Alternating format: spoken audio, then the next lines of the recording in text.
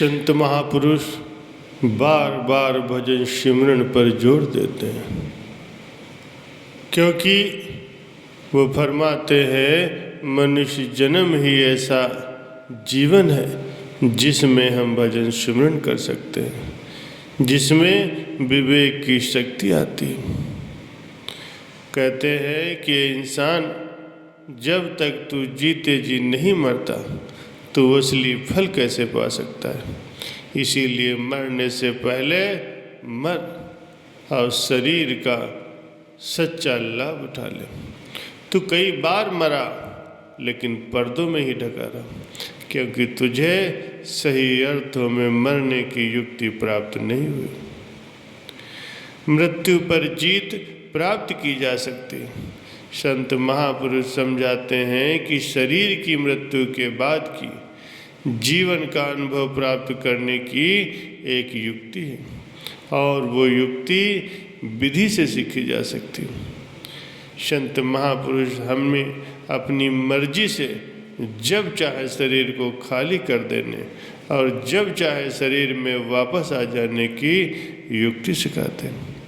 हमें उनसे ज्ञान प्राप्त होता है कि उस युक्ति पर अमल करने से और उस युक्ति के अनुसार जीवन को ढालने से हम शरीर और मन के पार की जगत की यात्रा कर सकते हैं। इस युक्ति को अपनाने से हमारी स्पष्ट सोचने की शक्ति बढ़ती, हमें मानसिक शांति मिलती और आत्मिक आनंद की प्राप्ति होती। संत महापुरुषों के द्वारा बताए गए भजन अभ्यास की विधि में पूर्णता प्राप्त करने से हमारा जन्म मरण के चक्र से छुटकारा हो जाता है और हमें सच्चे अमर आनंद की प्राप्ति होती है। इसलिए हमें भी चाहिए कि हमें हर वक्त मालिक की याद, अपना हर वक्त मालिक की याद में बिताएं और पूरा समय भजन सिमरन को दें, ताकि हमारा जन्म मरण का चक्र समाप्त हो और परमात्मा से मिलाप हो। संत फरमाते हैं कि केवल नाम पा लेने से ही कोई सत्संगी नहीं बन जाता, सत्संग में जाने से कोई सत्संगी नहीं बन जाता। सत्संगी को अपने भीतर अपने जीवन को सत्संग के सांचे में ढालना पड़ता है। उसका हर एक विचार, उसका हर एक वचन, उसके हर एक कर्म संत मत के उसूलों के अनुसार होना चाहिए। कथनी से ज़्यादा करनी जरूरी है। विचारों की शक्ति तो और भी अधिक होती है। सत्संगी का रोज का जीवन और उसका रहन सहन बहुत ही साफ और ऊंचे दर्जे का होना चाहिए। उसकी रहनी से ही ये जाहिर होना चाहिए कि वो पूरे सद्गुरु का शिष्य है। उसने एक अच्छे सत्संग का काम किया है, किसी पूरे गुरु की उसने प्राप्ति की है। संत महापुरुष फरमाते हैं कि वो ज्ञान जो किसी सद्गुरु से आप प्राप्त कर सकते हो, वो ज्ञान किसी किताबों में नहीं मिलेगा। कि रत्ती भर अभ्यास मन भर ज्ञान से कहीं अच्छा है।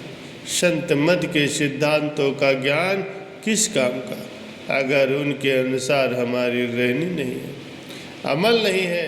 अभ्यास से रहित विद्वान उस पशु के समान है जिसकी पीठ पर किताबों का भार लदा हो। उपदेश देने से अभ्यास करना कई हजार गुना अच्छा है। इसलिए मालिक का भजन सिमरन करें। हमेशा अपने मन को शांत रखें, कभी भी अहंकार न करें, क्योंकि जिसके मन में अहंकार होता है तो फिर वो विनाशकारी साबित होता है। इसलिए मन को हमेशा एकाग्र करिए, मन को शांत करिए, जिसकी वजह से आपका स्वभाव नम्र होगा। अहंकार नहीं आएगा तो भजन सिमरन में मन लगेगा। संत फरमाते हैं कि लंका का राजा रावण सिर्फ विद्वान ही नहीं था, वो वेदों का सबसे बड़ा टीकाकार था, पंडित था, पर उसके कर्मों ने उसके पांडित्य को झूठा साबित कर दिया, क्योंकि वो पर स्त्री को हरण करके लाया था, नीच कर्म पर उतारू हो गया था। नतीजा क्या हुआ कि उसका व उसके कुल का सर्वनाश हो गया। इसीलिए हमें अपने गुरु की आज्ञा के अनुसार उनकी रहनी में रहना, अभ्यास करना है। इसीलिए संत फरमाते हैं कि अगर आप भजन सिमरन करेंगे, अपने ध्यान को एकाग्र करेंगे, तो फिर मन के बहकावे में नहीं आएंगे। कभी ऐसा न हो कि मन के बहकावे में आकर के हमारा हाल भी रावण के जैसा हो जाए, क्योंकि मनुष्य जन्म बार बार नहीं मिलता। अंतिम समय है, भजन सिमरन कर लीजिए, सदगुरु के हुक्म के अनुसार चलिए, उनकी रहनी में रहिए। हम सभी सदगुरु के हुक्म के अनुसार ज़्यादा से ज़्यादा भजन सिमरन करें। अपने समय को दुखी व्यक्तियों की सेवा और बड़े बुजुर्गों की सेवा में लगाएं। जहाँ भी हमें अवसर मिले तो सेवा करनी चाहिए, क्योंकि सेवा करने से मन में नम्रता आती है। सत्संग में जाना चाहिए, सत्संग श्रवण करना चाहिए।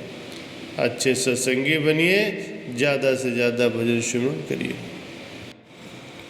परमात्मा ने सृष्टि की रचना करके इसे 84 लाख योनियों में बांटा है।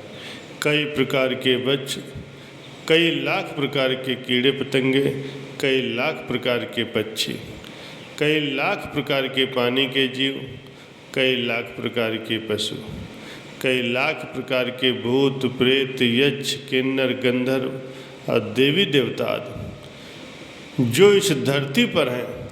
हम अपने कर्मों के कारण इस 84 की जेल खाने में फंसे हुए। हमारी आत्मा परमात्मा से मिलकर ही इस जेल खाने से निकल सकती है। और परमात्मा हमें ये मानुष चोला केवल इसीलिए बख्शता है कि हम उसकी भक्ति करके देह के बंधनों से छुटकारा पा सकें। अगर हम मनुष्य चोले में आए हुए हैं तो इसका सबसे बड़ा लाभ यही है, हमें इस चोले को पाकर मालिक का भजन सिमरन करना है। इसमें बैठकर परमात्मा से मिलाप किया जा सकता है। परमात्मा ने इंसान के जामे को सबसे ऊंचा रखा है, क्योंकि ये सीढ़ी का आखिरी डंडा है। अगर कोई कोशिश करता है तो वो सीढ़ी की सहायता से मकान की छत पर चला जाता है, यानी मालिक से मिल जाता है। और अगर कोई नीचे उतरना चाहे तो सीधे 84 के जेल खाने में जा सकता है। इसीलिए संत महापुरुष फरमाते हैं कि ज़्यादा से ज़्यादा इंसान को भजन सिमरन में समय बिताना चाहिए, यानी हर रोज़ कम से कम 2 घंटे का भजन सिमरन करना चाहिए। ये इंसान का जामा परमात्मा ने हमें अपना काम करने के लिए बख्शा है। अपना काम वही है जो हमें वापस परमात्मा से मिलाता है। वो काम परमात्मा की भक्ति है। ये दुनिया एक रात के सपने की तरह है जिसकी कोई असलियत नहीं है। इसे देखकर ये नहीं भूलना चाहिए कि जो कुछ भी हम अपनी आंखों से देख रहे हैं, जमीन जायदाद, धन दौलत, रिश्तेदार और यहाँ तक कि हमारा शरीर भी एक दिन हमारा साथ छोड़ देगा। इसीलिए संत फरमाते हैं कि इस अमूल्य अवसर से लाभ उठाओ और अपने आवागमन के चक्र से छुटकारा पाओ। ज़्यादा से ज़्यादा भजन सिमरन करो और परमात्मा में ध्यान लगा रखो, क्योंकि यही एक अवसर है जिसके जरिए आप 84 के जेल खाने से छुटकारा पा सकते हैं और मालिक से मिलाप कर सकते हैं।